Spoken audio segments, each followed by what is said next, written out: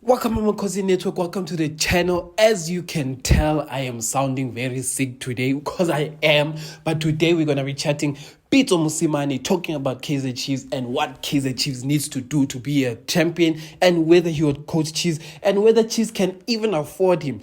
And then we're going to be chatting about Nasreddine Nabi because there's news about him that is very important for us Kaizer Chiefs fans. But before we get into that, please like, comment, and subscribe. Subscribe, guys. Subscribe. And for those of you who are waiting for part 2 of Mpilo's video, it is coming, Baba. We are cooking the video. See ya pig, Baba. See ya pig. But anyway, let's get into it. Nasreddine Nabi. What is the news that came out? I saw today on social media, a platform called Unplayable reported this. Unplayable has recently, people have not been supporting it as much because I think they got one prediction wrong, and because of that one prediction, a big one, I forgot which one it was, a lot of people don't trust it as a source.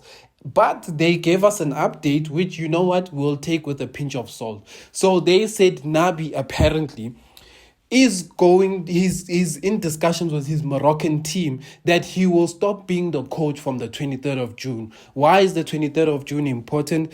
His team, Nasreddine Nabi's team, AS FAR Rabat, are still in the Throne Cup.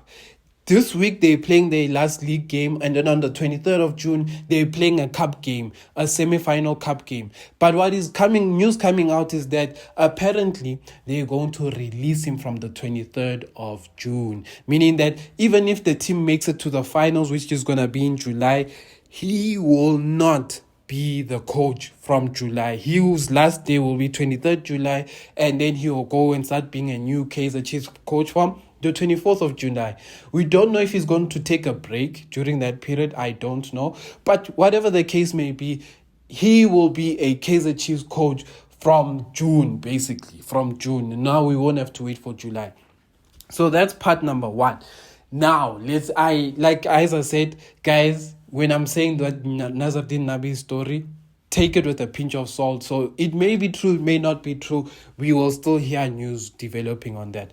Pitso Mosimane spoke to Andile Ncube. If you don't know the show, it's on 6 p.m. every week. And then it has people like Junior Kani, it has people like Mark Haskins, it has people like Victor Tlongwane, it has Mazola. It is a very good show. They interview very different people, etc. The good shows for me are often on Monday and Friday because they do go deep dive into football. But anyway, let's get into it. It's where Pitso and Andile Ncube were speaking. Number 1, Andile Ncube asked Pitso, can Chiefs afford you? Because apparently you are too expensive. Pitso then said, he believes Chiefs can afford him. He's because he's not asking for money like about Cristiano Ronaldo and Messi. He is asking for money that he believes the team can give. And, you guys know my stance on this. I think Chiefs has a financial problem. So I don't think Pitso understands how much money Chiefs can actually afford to give him. And because the problem is Pitso does not come alone. He comes with a technical team. And from our assessments as fans, this is a fan assessment, we've assessed that signing Pitso's team will cost you about 60 million a year, because Pitso by himself is about 2 million rand. 2 million rand a year, and so not even a year, 2 million rand a month. You have to pay to Pitso 2 million rand a month, and then the rest of his team maybe will make up about another 2 to 3 million, and then it's almost like 5 million, which is about 60 million. And if you're gonna cut that by another 10 million, that means you're gonna be paying Pitso's team 50 million a year. That is a lot of money. So I still don't believe Chiefs can afford it, but you know what? Because Chiefs is bringing in Nasreddine Nabi's team as well, maybe it is possible, but I just think there's a money issue. But at the same time, remember this, Chiefs has made a lot of money of selling Kaizer Chiefs keepers, and Chiefs has made a lot of money, we told, through selling Amazimba chips. So through those two new revenue, those two money things that are coming into Chiefs way, means that this year we may actually have more money to buy players and to buy the right kind of coach, So there's that. Pitso was then asked like what he thinks of if Chiefs has contacted him, and Pitso said from what his management team has told him, there has been no concrete evidence that has been told to Pitso that Chiefs has wants him, because what happens is that Pitso's management team will only tell him about offers that have like a concrete deal. So, for example, if Abu Bobby call his team, like his wife, Simane's wife, and the team, they'll say, hey, we want Pitso, is he available? And then they're like, yes, he is available, what do you want? And then they're like, we want him for this period, we want him to be our coach. If it goes down that line and then Chiefs say we want to offer Pitso a contract of X on all that, then they will take that deal to Pitso. But if it's just the thing of saying, hi, is Pitso available? Yes. Oh, okay.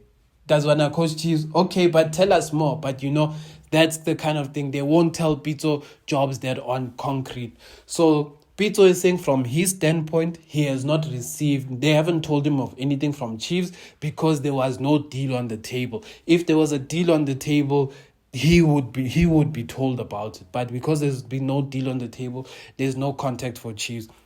When asked about the Chiefs' current squad, he said it very, very clear. Very, very clear. And he said this.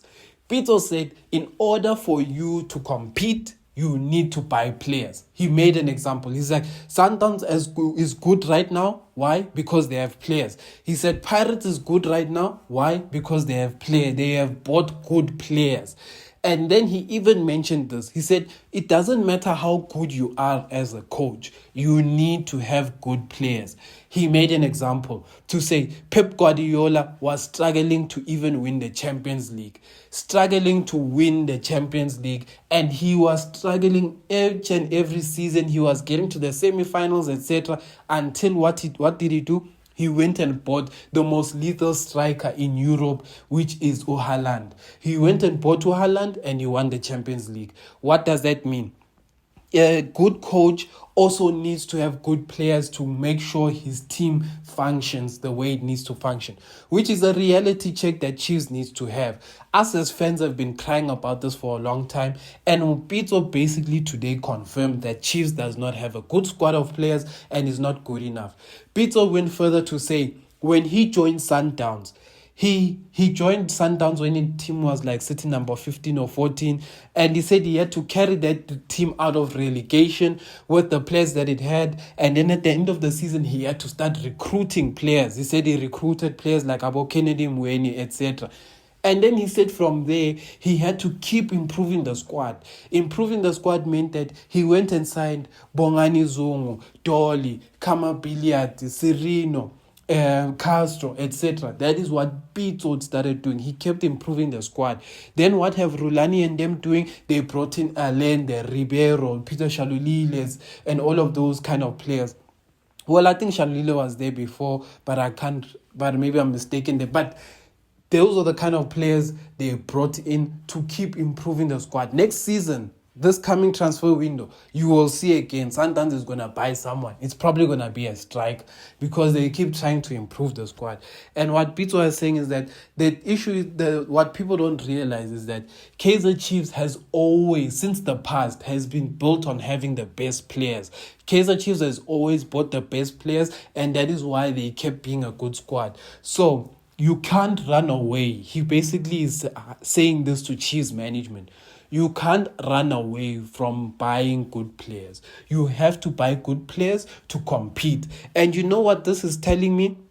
It's telling me that all of us as Kaizer Chiefs fans, we are not going crazy when we're saying Kaizer Chiefs team is lacking a lot of quality. Yes, is it heading in the right direction? Yes, it's heading there, but we still haven't bought the players that can unlock other teams. Meaning that Chiefs' next current transfer window, this one that is coming now in June, and that's coming in July, Chiefs has to buy the best players that are in the market. They can't buy one get one frees or free agents. They have to buy the best players. It's gonna mean taking out money, but it needs to happen for us to compete. Amakhosi for life.